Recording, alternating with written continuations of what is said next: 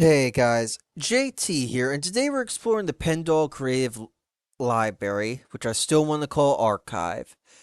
So, how do we get to the next area here, known as Arborville? Well, according to this, I've never seen the world beyond our domain, nor did any of my older sisters. The one before me, she knew of it, used it to her advantage. The child thought her dollhouse of a factory was the toy capital of the world, but that place was far overseas, where plastic dreams are molded. Now, I forget how to find this one. I believe you had to look on the back of one of the boxes or do some type of thing. You'll have to forgive me, but it is SH. I forget how to find this code. I just know that you had to look on the back of one of the things or do some research on where plastic stuff was made.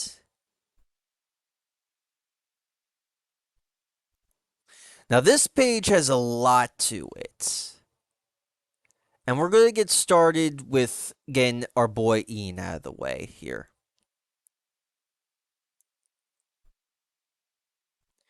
Hear what he has to say. You can live forever too, Benny. I just need you to hear me. I need you to hear her. Well, what if I don't want to hear Miss Hecate? Ian, how would that make you feel? To not want to listen to her? As we go to the first of one things that I want to. Okay. I was trying to get to this article here, and let me see if I can do that. We do need to do a lot of inspect elements here. I'll tell you guys that much. Now can we go ahead and get this image open in a new thing? Cloud cover begins to liquidate assets after declaring bankruptcy. The disappearance of company founder Winslow Arbor by the Belltown Detective Agency, aka the agency where Miss Canary came from. Now, what about this blog here? What's going on with this thing?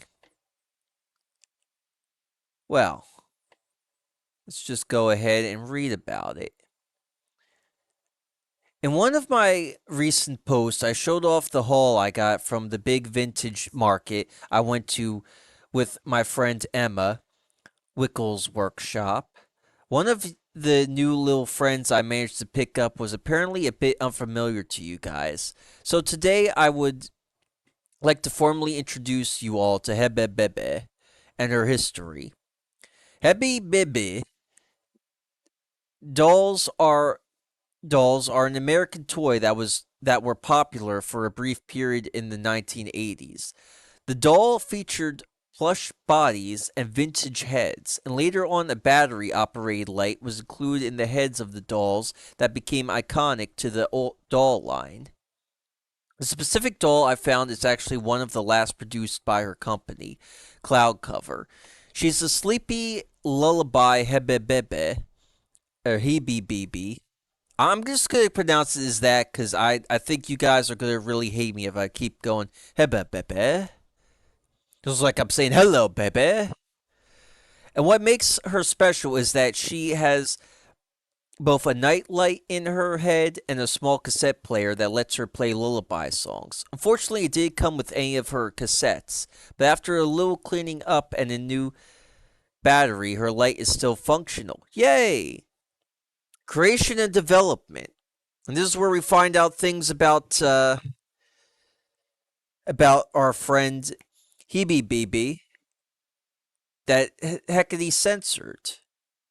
George Lassiette was an American toy designer and folk artist. In 1980, Lassiette created a doll called Glinda Glowworm, a cute plush baby doll made to resemble a maggot. A maggot might seem like an odd choice for a kid's toy, considering most people think of them as pretty gross.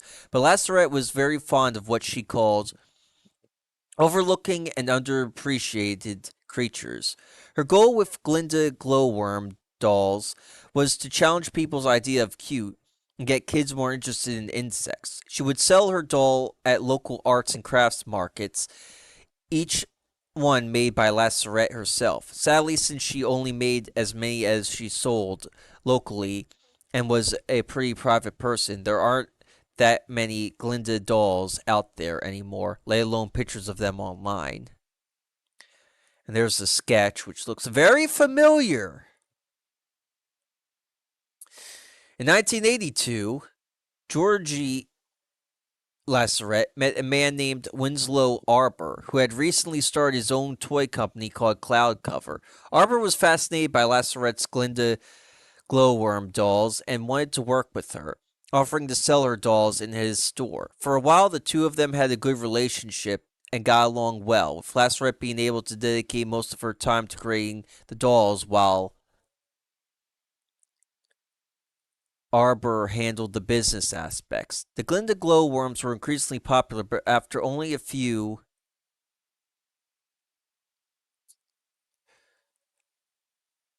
Alright, and that's to create the dolls while. The Glinda Glowworms dolls were increasingly popular, but after only a few months, they began to get requests from other stores in other cities and states wanting to carry the dolls as well. This is when Arbor suggested the idea of outsourcing production.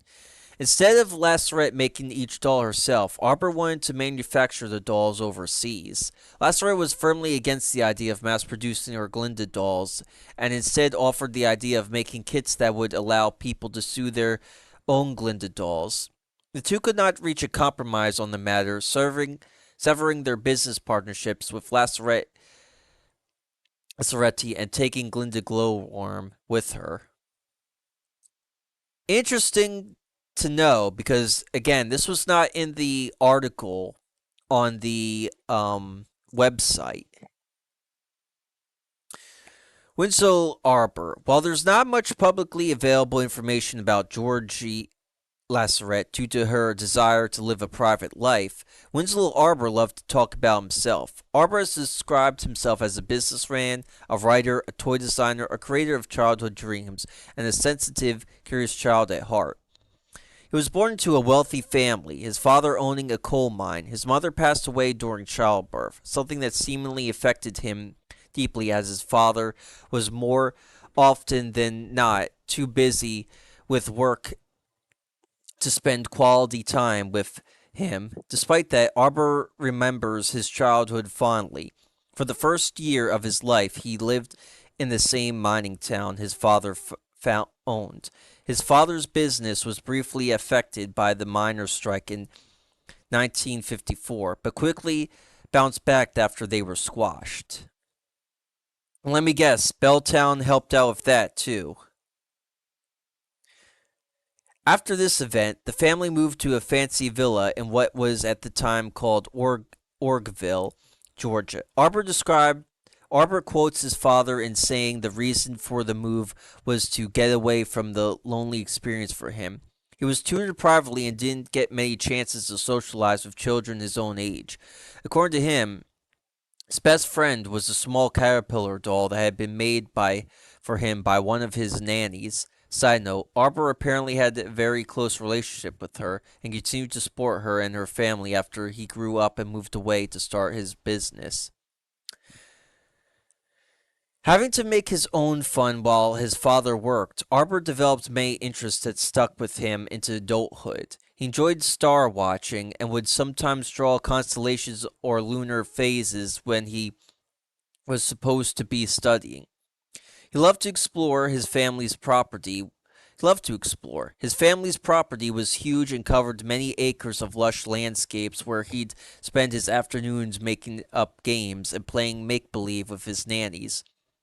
One of his most well documented interests was his obsession with the classic Hearth of Meadow Valley novels. As a child, he would read and reread the book until the pages fell out from use. He spent hours drawing the characters, scenes from the stories, and even himself as a character in the books. He briefly pursued a career as a novelist because of how much Meadow Valley inspired him. And while some of his writings are still available to read and not half bad, they were not very notable, and his inability to accept criticism from editors led him to quit as almost as soon as he started. As an adult, Arbor even tried to buy ownership of the R.W. Winfield Library with plans to make it privately owned and accessible to the public to preserve the great man's legacy, but was denied by the city of Boston.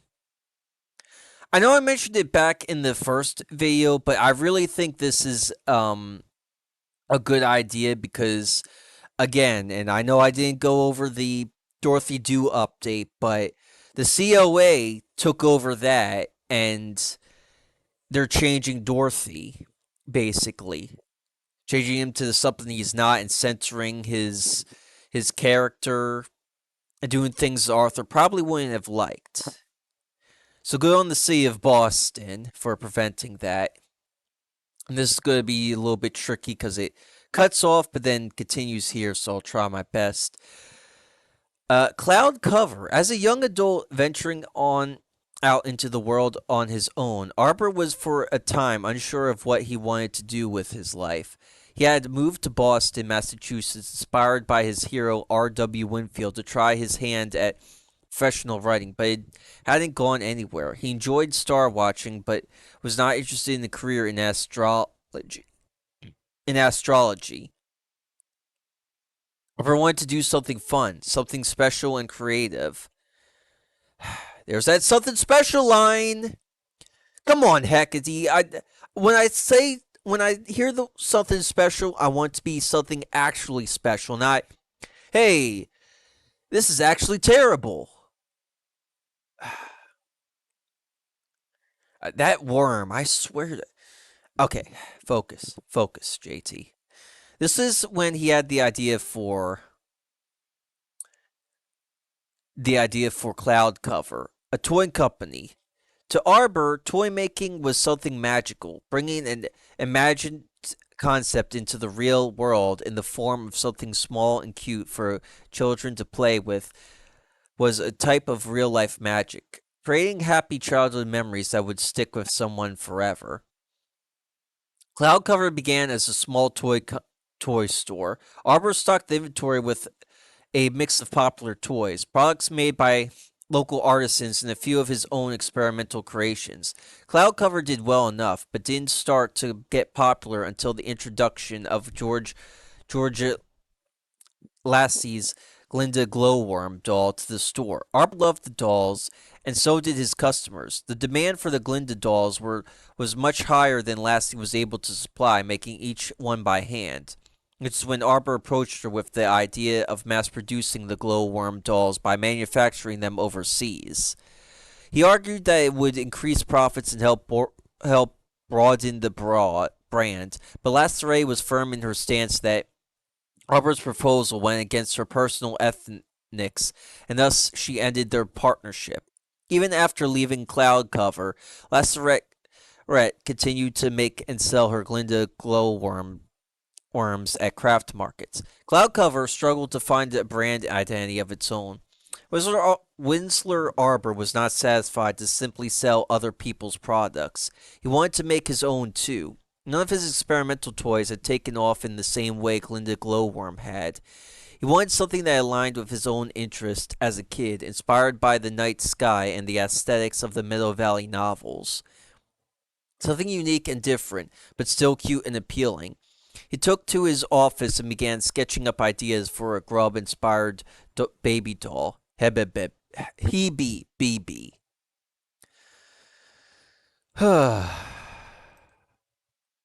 I'm trying. I'm fighting the urge to do it the other way. Hebe BB brand. The first Hebe BB doll was made in 1982, only a month after George Lassie and Winsler Arbor had stopped doing business together. The first line of Hebe BB dolls produced by Cloud Cover were sold in the store and were hugely popular. The almost instant success of these dolls allowed Arbor to expand his company and start selling Hebe BBs in other stores across the country. Cloud Cover quickly grew from a simple toy store into its own toy company, with the Boston store location becoming Arbor's main office and a dedicated store for Cloud Cover brand toys as the Hebe BB franchise was expanded to include new types of dolls and other characters. In corporate materials, Cloud Cover described EBBB toys as an industry first. While there had been dolls that featured plastic heads and plush bodies before, EBBB combined the gimmick with an adoption system where each doll comes with its own adoption certificate. Eventually, a battery-operated light was added to Hebe's head, which became one of the most iconic parts of the doll and was incorporated as an integral part of her lore. Some other gimmicks Hebe dolls were released over the years, like a lovely locks Hebe with a brushable hair and a sleepy lullaby Hebe that I own, which played a curated section of songs, including a song called "The Moonlight Yearning" from the Middle Valley franchise, through a small cassette player.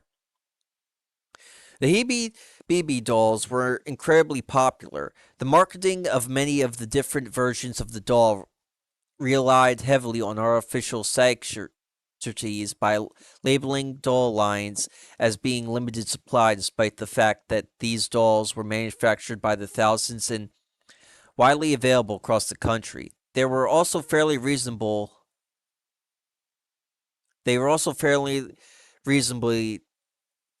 priced. A basic Hebe BB doll typically cost around $12.99. They were so popular, in fact, that during the 1983 holiday season, riots broke out in several stores as people literally fought each other to get their hands on a Hebe BB.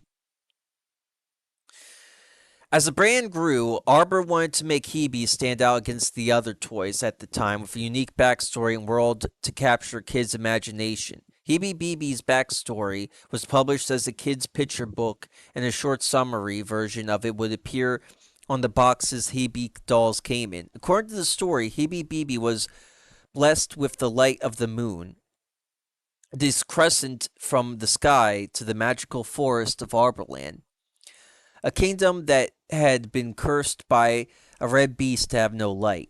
In the forest she met the land's prince, a little boy named Winnie, who helped her to the kingdom's castle and defeat the beast, returning light and magic to Arborland.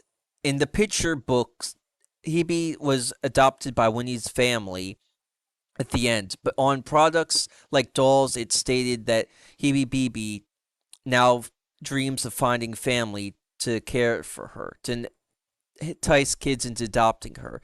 It was important to Arbor that his character's story felt personal to him, which is where the character Winnie comes from. Winnie's was a nickname Winslow Arbor had been using since childhood, something he picked up from a character Wistful Winnie from the Middle Valley books.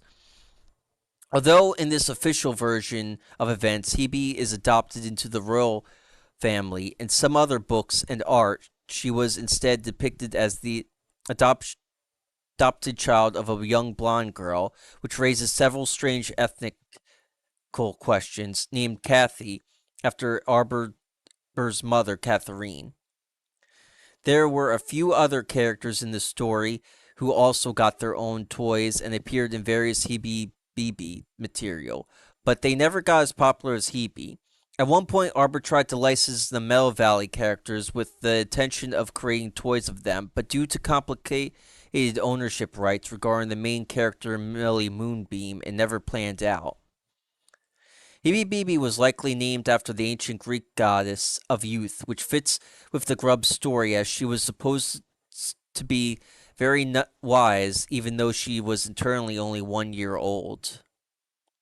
And to go back to this, for those who don't know Pendog lore, Millie Moonbeam is owned by Liquid Laugh, was bought out by Liquid Laugh from RW. I did go over that in the last part of the slasher update, the little extra there, so nice to see that come back. Cloud Cover Factory. Up until 1985, Hey BB and other cloud cover brand toys were manufactured in factories in China and Taiwan. The massive success of Hebe BB inspired Winslow Arbor to build a cloud cover toy factory in the USA. He wanted kids to be able to visit the factory to see how their favorite toys were made. It was a complete rush job to build and did not really fit in with the picturesque aesthetics of the area. His factory, located in Arbor's hometown of Orville, was more of a vanity project than a real factory since most cloud cover products were still made in foreign countries even after it was opened. The factory had large showrooms displaying various Hebe BB merchandise, and from what I could tell, felt more like a small theme park than a working factory.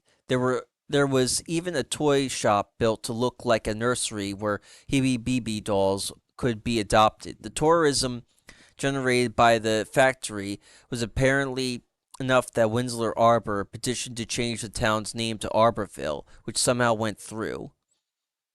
The cloud cover factory didn't last very long, though. In 1988, the last Hebe BB doll would be released. The aforementioned Sleepy Lullaby Hebe BB, which were actually one of the most controversial toys from the brand, something I'll elaborate on momentarily. It was only a few weeks after the doll was put on shelves that there was an enormous explosion in Arborville's cloud cover factory. The factory was completely leveled overnight, with much of the nearby town also being damaged from flying debris. Next morning, after the moon had set, all that was left of the factory was a huge crater and several smaller holes in the surrounding area.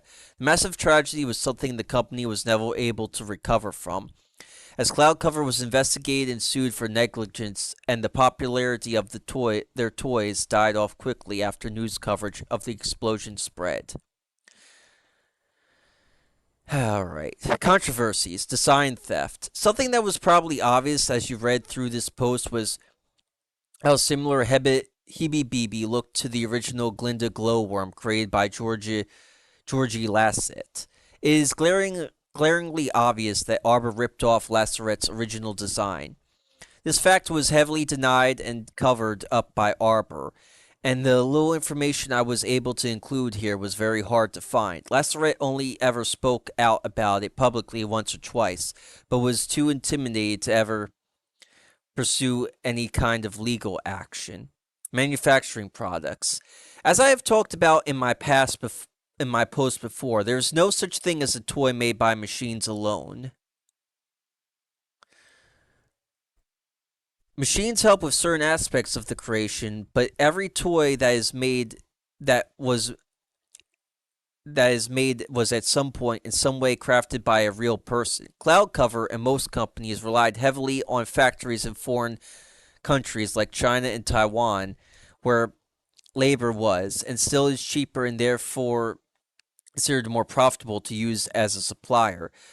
These cheap prices come at the expense of factory workers' lives, as many of the working environments are hazardous with lax safety precautions and minimal payment for their work. It was common for workers to become sick or injured due to the materials they worked with. Materials they are not informed of the effects of handling, and many of these factories didn't even have the financial resources to compensate workers when this happened. Factories that had originally been built with proper ventilation and emergency escape routes expand and are renovated in a way that makes them extremely unsafe in case of something like a fire. Sometimes factory workers were even locked into the buildings during working hours so they physically could not leave. Many of these factory workers had no other alternative source of income. Even after the construction of the American Cloud Cover Factory, the vast majority of their products continued to be made in factories overseas. Exploding batteries. Over the years, there were several cases of unsafe HBBB products. One recurring issue the battery powered dolls had was that the batteries included were prone to leaking and, in some extreme cases, even exploding. Batteries can sometimes leak after it dies, and the corrosive acid that can come out of them can lead to skin irritation, chemical burns, and even eye damage or temporary loss of vision.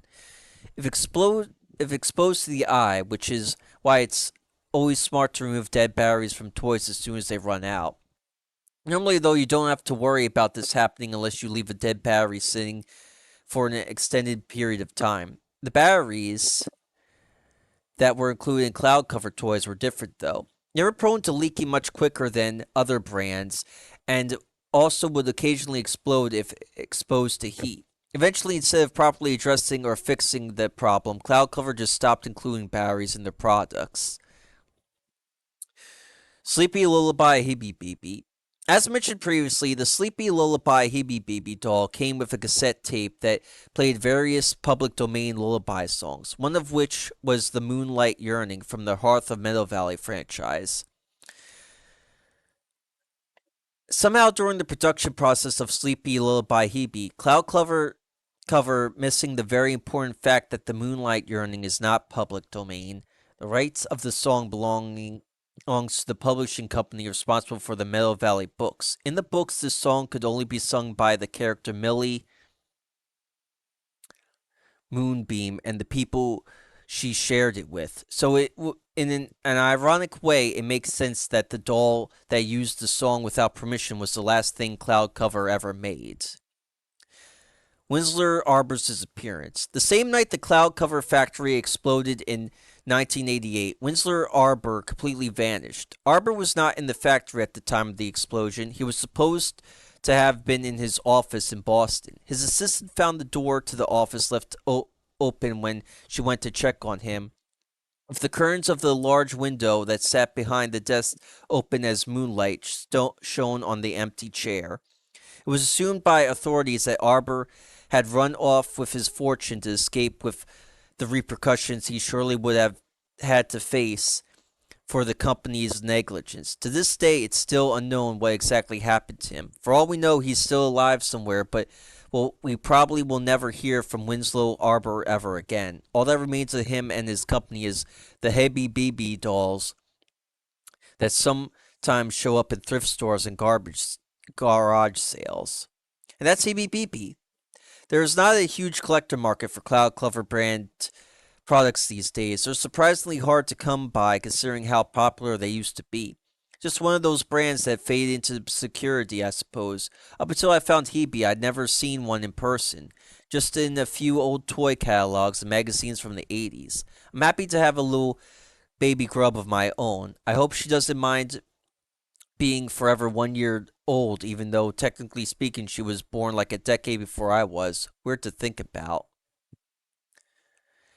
And then my friend Emma's girlfriend, Penny, the Creative Archive.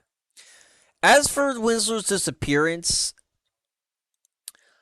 I don't want to spoil, but I got a feeling Millie was behind that, which and this is the funny thing about Pen Dog is I know people joke about how or say, well, your favorite character wouldn't disagree with you. Or your favorite character wouldn't agree with you or your actions. In the Pen Dog universe, it's kind of a big deal because the characters can respond to what you do. Like I'm genuinely curious to know what Winslow's last moments were. Seeing a shallot of Millie Moonbeam and being like, "Oh hey, it's my favorite character. Hi Mill. Oh my God, she's coming to kill me." She just snaps her fingers and boom, Winslow is gone, vanished without a trace. Death by moonlight. Oh, but we'll get to that. But for now, this is JT signing out. See you guys next time. Peace.